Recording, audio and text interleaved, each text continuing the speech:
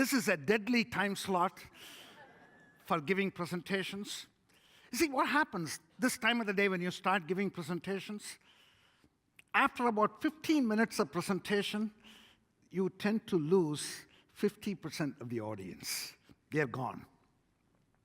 Now, not physically, but mentally, they kind of wandered away. In fact, what research shows, this time of the day when you start giving presentations, after about 30 minutes of presentation, you tend to lose 75% of the audience.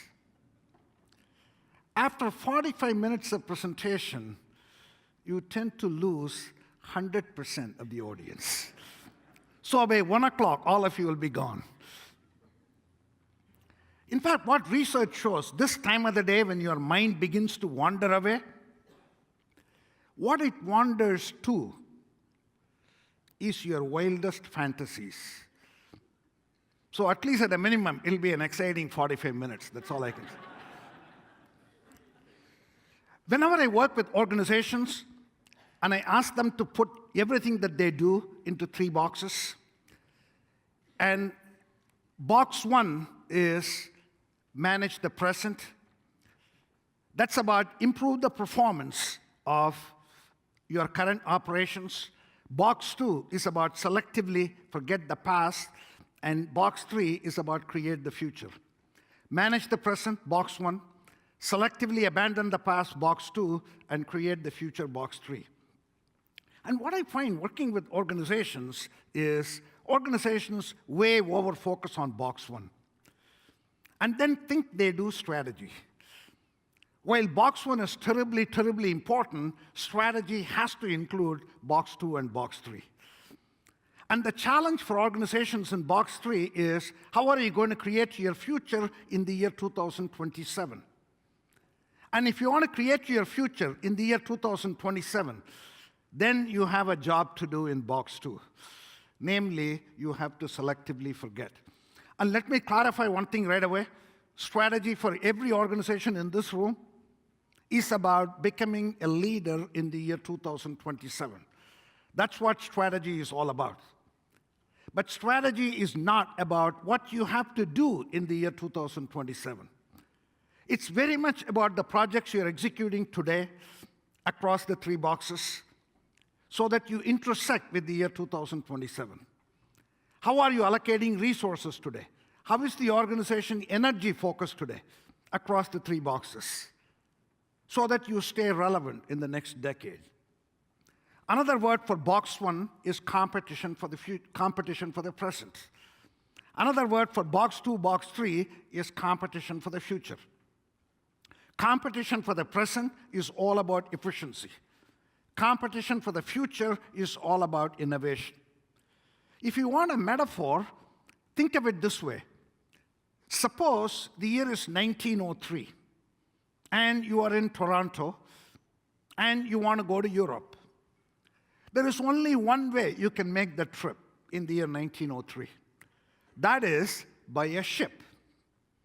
And the ship took about 8 days to make the trip. Suppose you wanted to go faster than that. What would you have done? One thing we would have done is we would call a shipbuilders association meeting and try to see how we can make that ship go faster. Maybe improve its engine speed. Maybe study the weather conditions on the ocean. By the way, 100 years of doing that. Even the fastest ship, in 1903, the ship took 45 days. Even today, the fastest ship from Toronto to Europe will take about 8 days.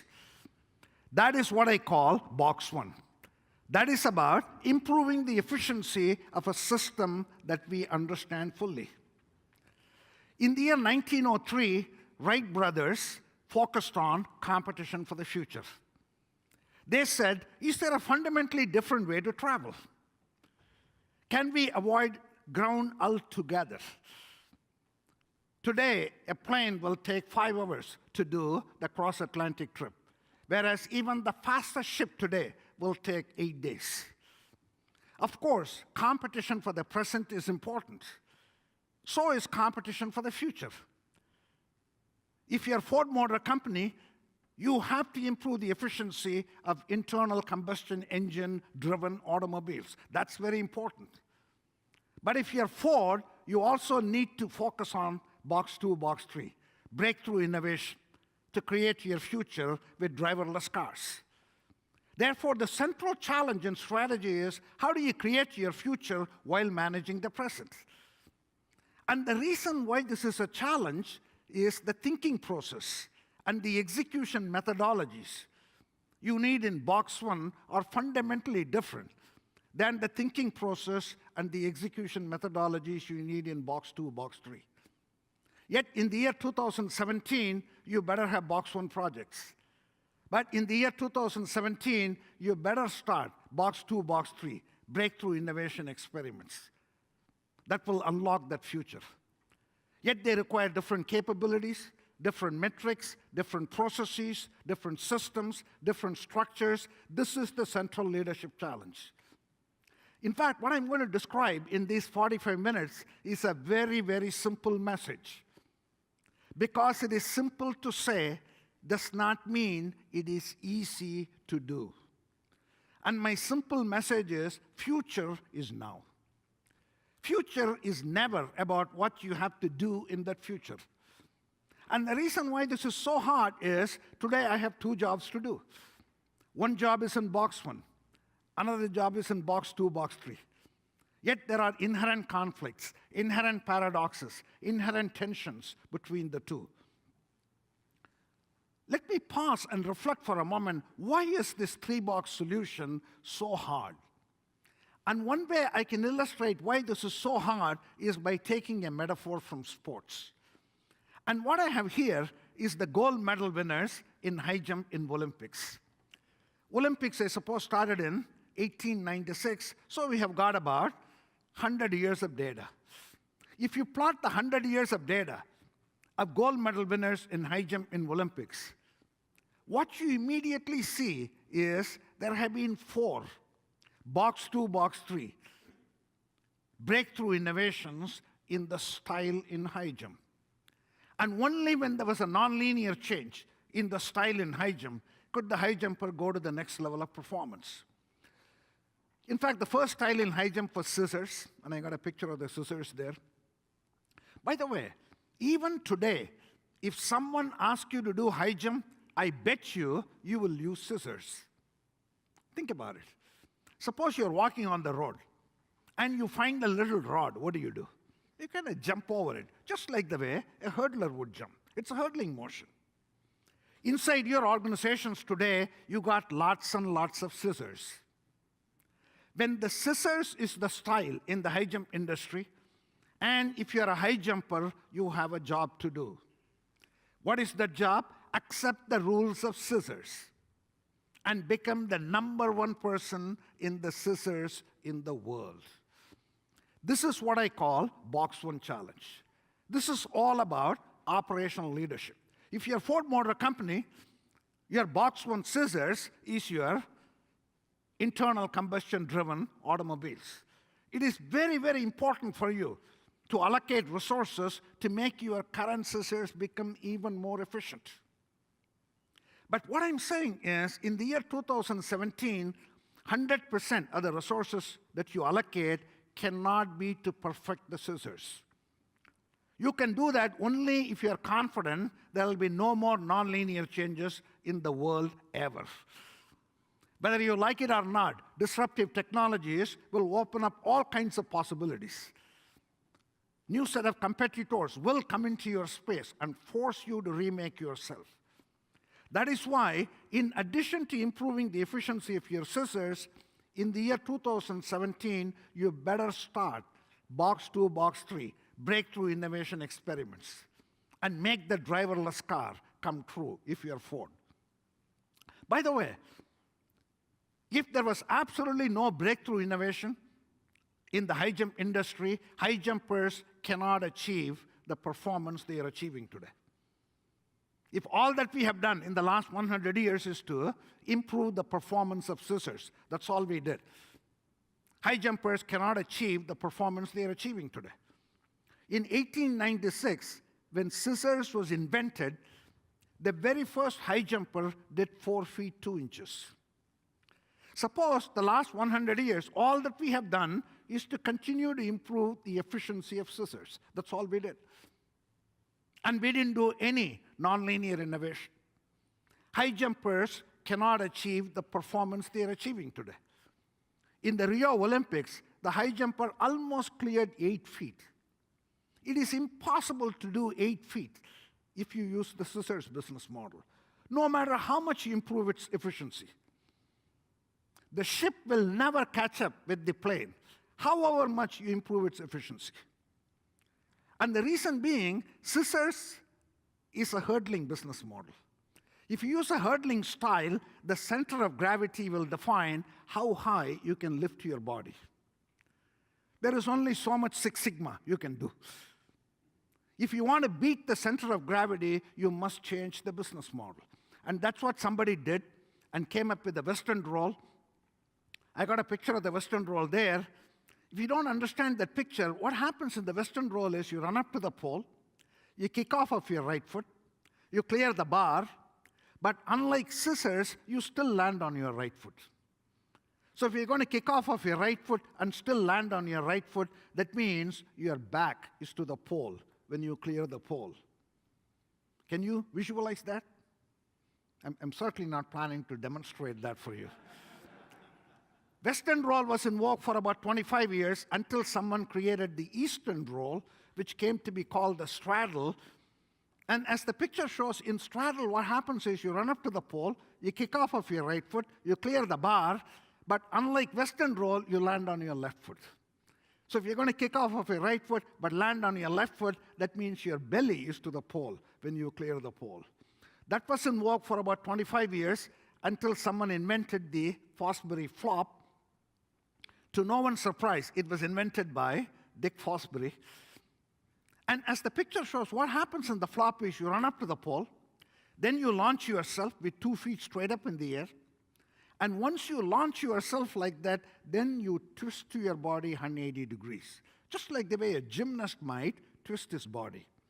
In fact, the twisting motion was a box 2, box 3 breakthrough idea, because the twisting motion allowed Dick Fosbury to break out of the center of gravity and elevate quite a bit high. Again, think about what happens in the flop. You're running up to the pole, you're launching straight up, then you are twisting your body. That means you're still straight up. Therefore, as the picture shows, the very first thing that crosses the bar is your head. In fact, if you stop to think about it for a moment, Fosbury flop is the most illogical way to do high jump. Why? For one thing, you are not even looking at the bar. You're looking away from the bar. For another, head clears the bar first. Whereas for 100 years, we have been told in the high jump industry, leg must clear the bar first because leg lands first. Whereas in the flop, actually head clears the bar first, then it is your neck, then it is your back. In fact, the leg clears the bar the last. You literally land on your head, so to speak. This is the central challenge for Canada. This is the central challenge for every corporation in Canada. Today, you must allocate resources to make your current scissors become even more efficient. But today, you must allocate resources to transform that scissors into a Fosbury flop. Another way I can put it is, I want you to go back to your organizations and ask yourself how many projects you have in the year 2017, which will be in box 1. Box 1, to me, is about closing performance gap. And the way you close performance gap is through linear innovation. But at the same time, ask yourself the question, in the year 2017, how many projects you have which are in box 2, box 3? Box 2, box 3 is about closing possibility gap. You cannot close the possibility gap by using the same principles that you use to close the performance gap. It's all about nonlinear innovation. If your corporation has to become a leader in the year 2027, You have to have enough projects that closes the performance gap, enough projects which are linear innovation. Plus, in the year 2017, you better have enough projects that closes possibility gap, enough projects which are nonlinear innovation. Linear innovation projects plus nonlinear innovation projects in the year 2017 is what will make you a leader in the year 2027.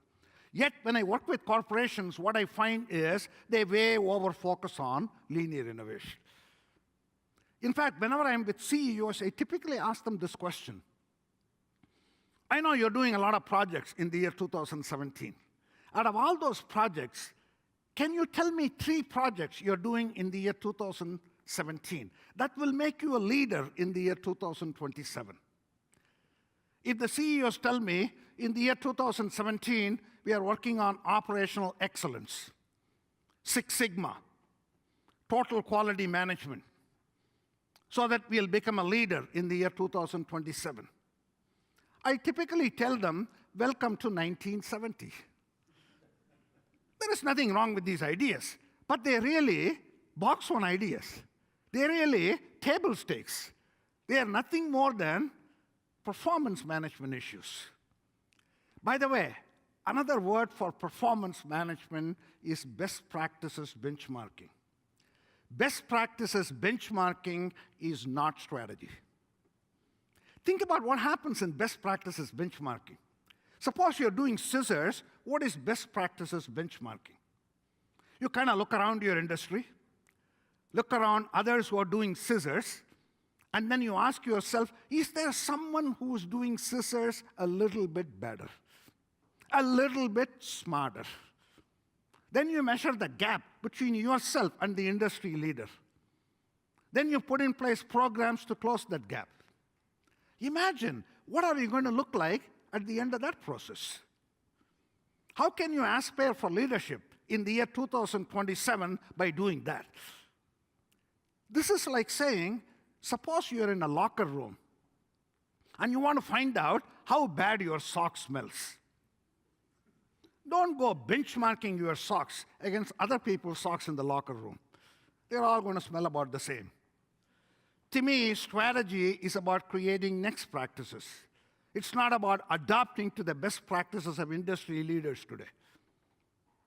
Airplane is not best practices benchmarking over ships. Fosbury flop is not a linear improvement over scissors. If you want another example of next practice, how about the Microfinance Revolution that Dr. Muhammad Yunus unleashed from Bangladesh in 1983, for which he won a Nobel Prize in 2006. By the way, in 1983, when Dr. Muhammad Yunus innovated microfinance, at that time, he used to be a college professor, just like me. He used to teach economics in Bangladesh University. And as you well know, Bangladesh is prone to famines. And in 1983, there was a severe famine in Bangladesh. And 166 people from the village where Dr. Muhammad Yunus grew up, 166 villagers were starving to death. And all that they needed was a $25 loan. So Dr. Muhammad Yunus went to the local commercial bank, which, by the way, happens to be the leading commercial bank in the world. And so he went to the local commercial bank and told them, I understand you are in the business of lending money. And I have even made your life simple. There are 166 people who desperately need a loan. I brought them to your doorsteps. Since your business is to lend money, why don't you give them the $25 loan? And the commercial bank did their usual risk analysis and concluded these are very high-risk customers. So they said no. Then Dr. Muhammad Yunus looked at his pocket. He had $25. He said, why don't I become a banker and give them a $25 loan? Let's see what happens. So he gave them the $25 loan. Something interesting happened. Of course, 166 lives were saved. That was the most important thing that happened. Something else interesting happened. He actually got the money back with 10% interest. So he actually made a profit. So then he thought to himself, if I can make a profit by converting 166 non-consumers a bank into consumers a bank, think about how much profit I can make. If I can convert every human being on planet Earth who is a non-consumer of bank into a consumer of bank. By the way, today there are 7 billion people on planet Earth. Of the 7 billion people, at best, 2 billion have the purchasing power to buy the goods and services corporations make today. There are 5 billion non-consumers of just about every product and service. And converting those 5 billion non-consumers into consumers requires breakthrough innovation. Because they can't consume the business model you are giving to the consumers in box one. If they could consume it, they would have already become consumers. But the non-consumers have the same needs as the consumers. And the only way you can unlock that value is through nonlinear innovation. So Dr. Muhammad Yunus said, why don't they create a bank for the poor? But he doesn't know how to create a bank, you see. For that matter, he doesn't know how to set up any business. After all, he is a college professor, just like me. As the saying goes, if you can, you do. If you can't, you teach. He can't, so he was teaching. But he desperately wanted to start this bank. So he went to the local commercial bank and said, I understand you are the leader in the banking industry. And I want to set up a bank just like you, but I have no idea how to set up a bank. Would you be humble enough to give me your secret sauce? I want to learn from the best.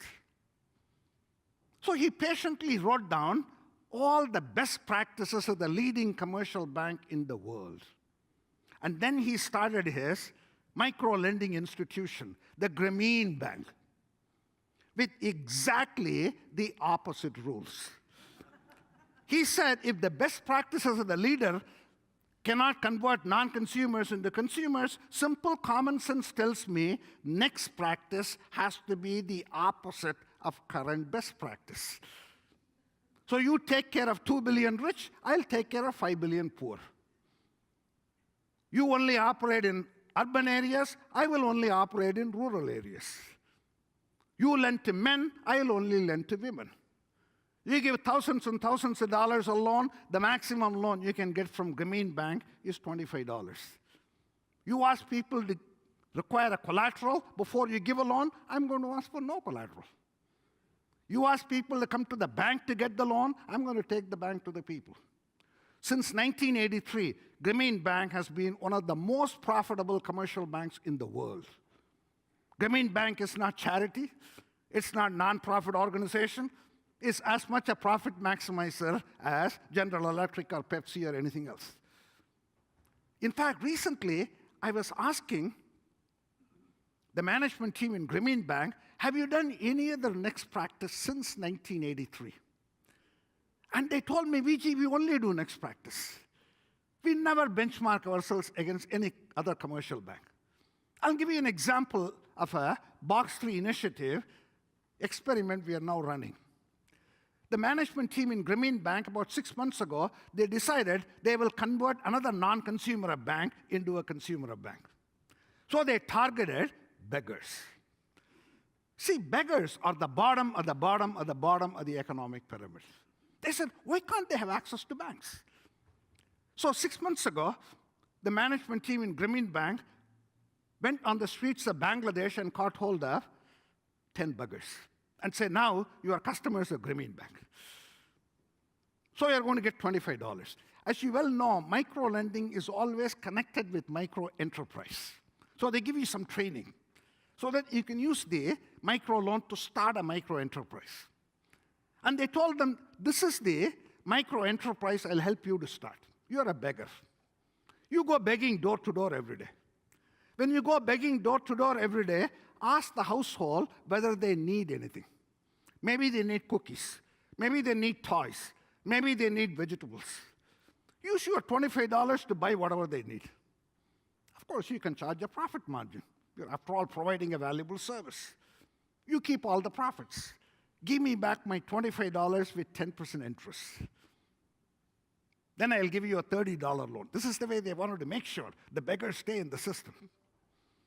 And the management team in Grameen Bank was telling me, Vijay, 6 months ago, we started this box 3 breakthrough experiment with 10 beggars. We thought we might enroll 100 beggars.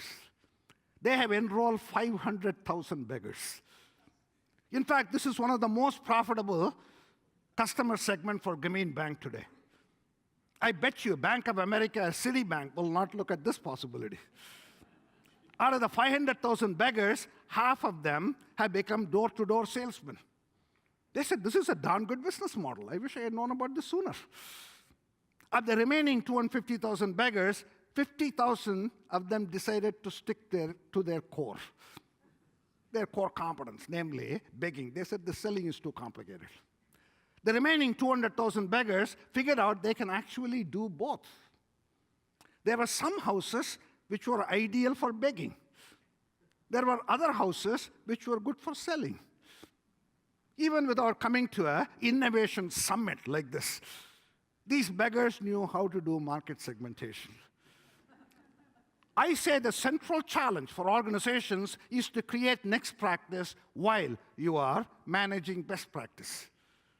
Create the future while you are leveraging the present.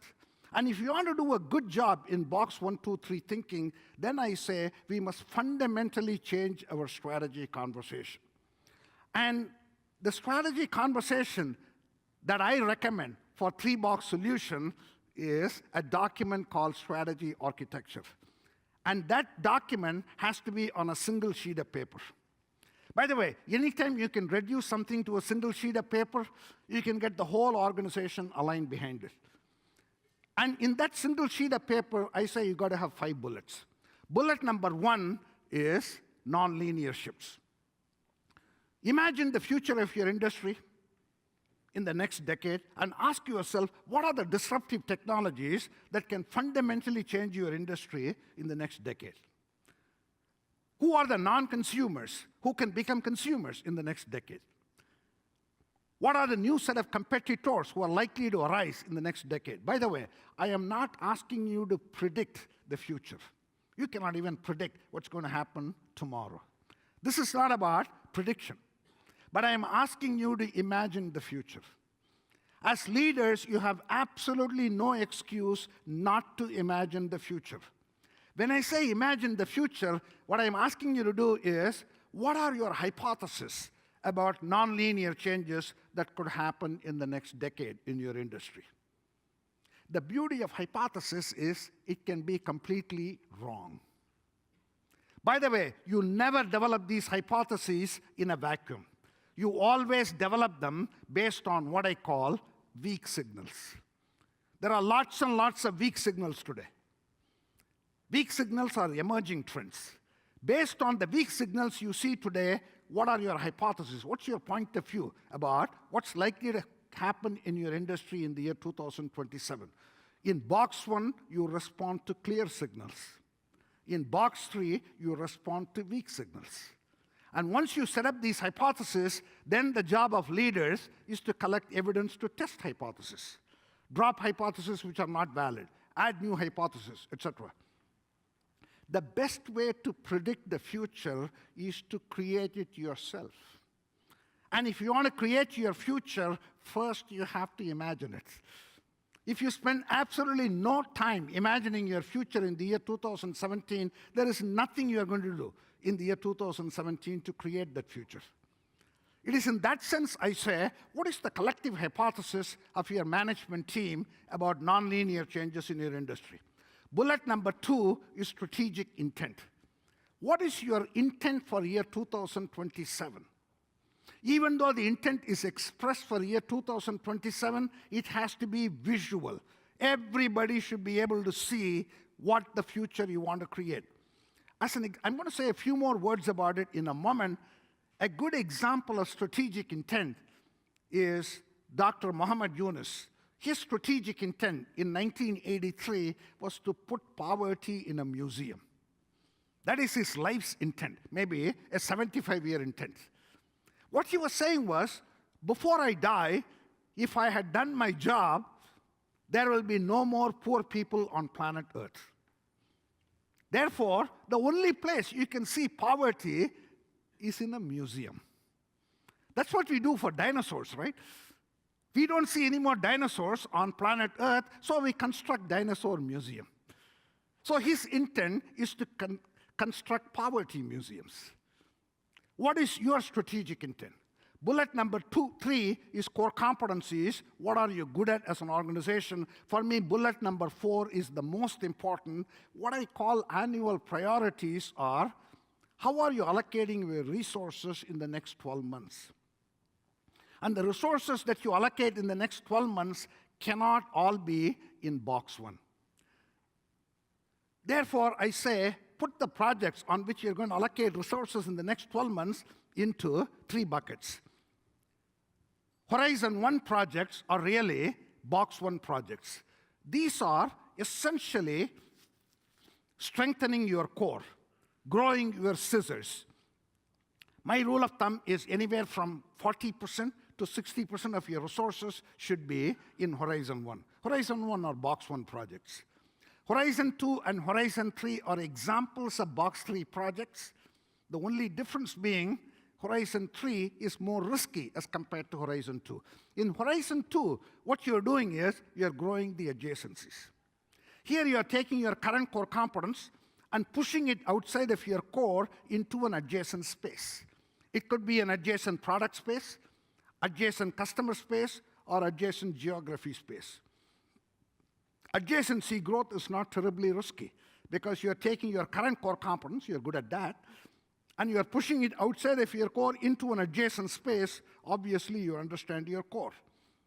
My rule of thumb is anywhere from 25% up to 35% of the projects should be to grow the adjacencies in Horizon 2.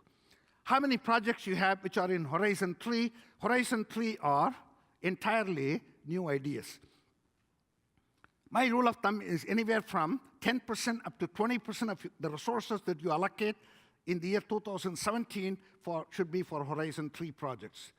Horizon 3 is more risky as compared to Horizon 2, because Horizon 2 is 1 step removed from your core. Horizon 3 is 2 or more steps removed from your core.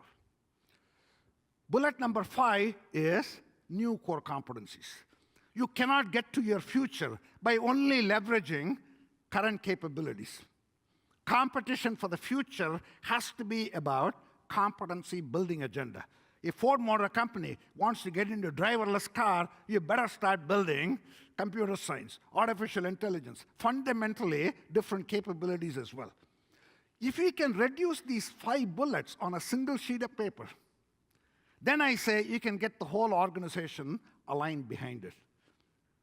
A word about strategic intent. The best way I can describe a strategic intent is to first tell you what it is not. A strategic intent is not the motherhood and apple pie kind of mission statements. In fact, once upon a time, my hobby used to be to collect the mission statements of Fortune 500 companies. And once I saw a few of them, I kind of quit doing it. Because once I saw a few of them, I felt perfectly comfortable to paraphrase a typical mission statement. A typical mission statement would go something like this. We want to offer outstanding value to our customers. We want to treat our employees with respect and dignity. And we want to provide excellent returns to our shareholders, something along those lines. In fact, CEOs feel so proud of that very imaginative statement. Typically, they kind of frame it and put it in the head office. Sometimes I'm kind of tempted to go in the middle of the night and kind of steal the mission statements of Fortune 500 companies and kind of mix them up and put it back. I have a feeling when employees walk through the door next day, they're not going to say, wait a minute, that's not our mission statement. What happened to ours? Therein lies, I say, 3 differences between a mission statement and what I want to talk about as an intent statement. For something to be a strategic intent, it must meet 3 tests. And I say the generic mission statements fail these 3 tests. What are the 3 tests? Test number 1 is direction. The reason why it fails the test of direction is the motherhood and apple pie kind of mission statement. If I strike out the name of one company and stick in another company's name, it's going to apply to a lot of companies in my industry. Then I say there is no point of view in that statement to galvanize my employees to create the future. When I talk about direction, what I mean is, let's go north. That's direction. That tells me I don't want to go east. I don't want to go south. I want to go north. When Dr. Muhammad Yunus says, my intent is to put poverty in a museum, there is direction there. Direction is about the destination, is about the end point. That should be visual. The beginning of every journey should have the end in sight. The beginning should have the end in sight. Test number 2 is motivation, passion. Think of it this way. Suppose the CEO of Ford Motor Company stands up and says, our mission in life is to maximize stockholder wealth. Suppose you're an employee of Ford and you heard these words from the CEO. How much passion does it create? Are you telling yourself in the morning, my God, I can't wait to jump out of bed today and go to work so that I can add to the stockholders' pockets? Even if you want stock in Ford, but that's not the reason why you wake up excited. We must create a compelling reason for each and every employee in our organization to wake up in the morning and say, you know what, I can't wait to get to work. Because what I'm doing there is deeply and personally meaningful to me. Test number 3 is challenge. Good employees like challenge. Good employees don't want to keep on re-engineering the present. If direction, motivation, challenge is what you need in a strategic intent, what is a very good example of a strategic intent? Here is one. Tell me, when John F. Kennedy stood up in the early 60s and said, we'll put a man on the moon and bring him back before the end of this decade, why do you think the country got so charged up? Certainly when he said, bring him back, that added to the excitement, I'm sure. You can clearly see direction. Contrast the man on the moon with another statement he could have made. We want to become the aeronautical leaders in the world, which provides direction. Talk about motivation. This is about beating Soviet Union on technology race. And talk about challenge. In fact, the scientific community put the probability we can do it at 20%. Optimistic probability, I might say. There was a good 80% chance you cannot do it. Strategic intent is about thinking big. It's about dreaming big. It's about having a big ambition. It's about having an unrealistic goal. Construct Poverty Museum is an unrealistic goal. Why do you need an unrealistic goal as a starting point for three-box solution? It's common sense. Because as human beings, our performance is always a function of our expectations. We never exceed our expectation. We never outdo our ambition. Part of what I'm saying is, if Canada has to be a great country in the year 2027, first you must imagine that greatness. If all we can imagine is a mediocre Canada by 2027, that is about the very best you will end up doing. One last thought, and then I will wrap up. My last thought is this. The metaphor that I like for competition for the future is a metaphor of a marathon race, as opposed to a sprint. You see, in a marathon race, you don't take a deep breath at the start of the race and cover 26 miles in one burst. That's what you do in a 100-meter dash. In a marathon race, at the start of the race, you have your ambition fixed for mile 26. But you never run this as a single race. At the start of the race, you just focus on the first 400 meters. Again, I want to reiterate, competition for the future is not about what you have to do in the year 2027. Competition for the future is, how is your organization's energy focused in the first 400 meters? What are you doing today? Of course, the way you run the first 400 meters should be to create the great company you want to create in the year 2027. Strategy should always be about folding the future back. Unfortunately, in most organizations, strategy is about pushing the present forward. That is not strategy. In fact, recently I was with a company which told me they have a 20-year strategic plan. I was very impressed. I said, how did you come up with this 20-year plan? They told me, we planned for next year. Then we added 2% to all the numbers. Well, that's not a 20-year plan, that's a budget. Strategy has to be, what's your dream for year 2027 first? The dream cannot be in much detail. So much is unknown and unknowable. This is simply a framework. Then fold the dream back to the present. Think big, start small, scale up fast. Always focusing on 400 meters at a time. Every 400 meters is an opportunity for you to test a critical hypothesis. Future is unknowable. Therefore, you have to keep on testing a series of hypotheses. Okay, what have I said so far? One way I can kind of wrap up is, think about what organizations do. When their business model begins to show signs of becoming obsolete, what do organizations do when their scissors runs out of steam? Top 11 things we can do with a dead horse. Question is, have you tried any of this inside your organizations? How about number 11? Have you done that? How about number 10? Yeah? How about number 9? That seems to resonate. How about number 8? I've done that too. How about number 7? How about number 6? Yeah, that's one way to win. How about number 5?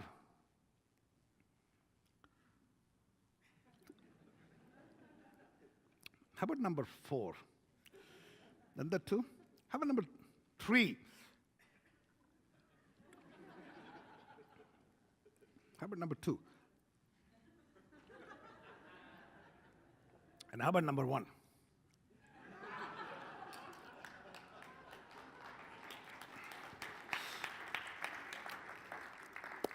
Since I got about 3 minutes, let me just maybe summarize this way. This 3-box thinking is not just something you need to use only in your organizations. The 3-box thinking is also something you can use to drive your own personal strategy. Each and every one in this room, you must have a strategy architecture document. Every one of you, you must prepare a one-pager for yourself. What's your moon statement? What's your personal moon statement? What are the weak signals you're going to amplify? What are the competencies you're going to build? What are the hypotheses you're going to test? When I was growing up in a small town in India, no electricity, no running water, my ambition was to come to Harvard Business School to do an MBA. Impossible, man on the moon. But got me waking up excited every day. What are the competencies I have to build? What are the capabilities I need to embed? What are the hypotheses I need to test? Everyone in this room, you got to have a strategy architecture for yourself. Every day you should wake up and say, did I spend enough time in box 1 today? Did I spend enough time in box 2 today? Did I spend enough time in box 3 today? Everyone in this room, for you, the future is now. Future is not about what you have to do in the future. By the way, the reason it is very hard to do box 3 is, if you don't invest in box 3 today, it does not hurt you today. That's why it's so easy to slip. It hurts you only in the future. Take, for instance, a box 3 activity for an individual, which is to do exercise every day. If you did exercise every day, you are assured of future health. Why is it so difficult to practice this? The reason is, today, April 13th, you may wake up and say, you know what, I got to go attend this innovation summit. I got to go listen to this Vijay Govindarajan. I had to check up all my emails. Let me skip exercise today. If you skip exercise today, your health does not decay today. It decays in the year 2020. By the way, your health actually decays today. That decay is so small. The decay is so invisible. It is easy to slip. Part of what I'm telling you is future always comes in daily doses.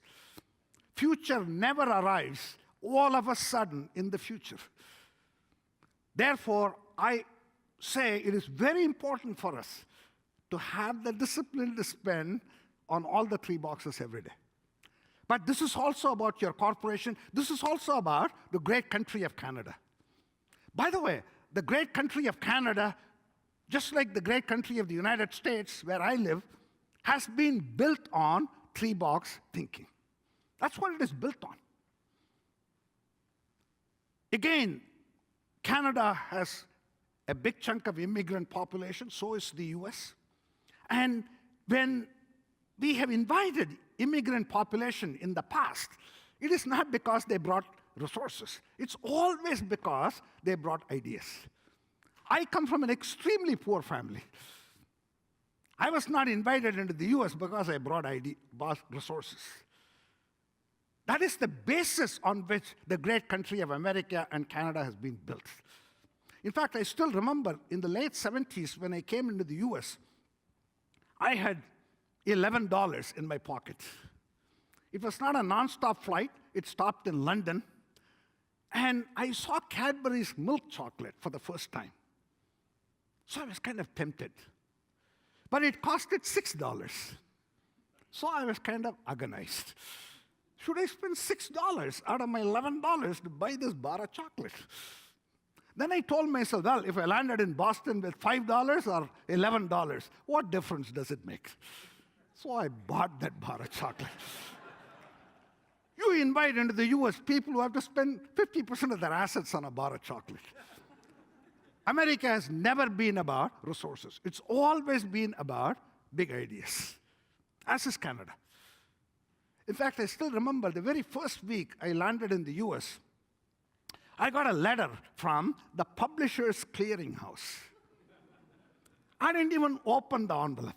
On the outside, it said, Vijay Govindarajan, you've already won $10 million.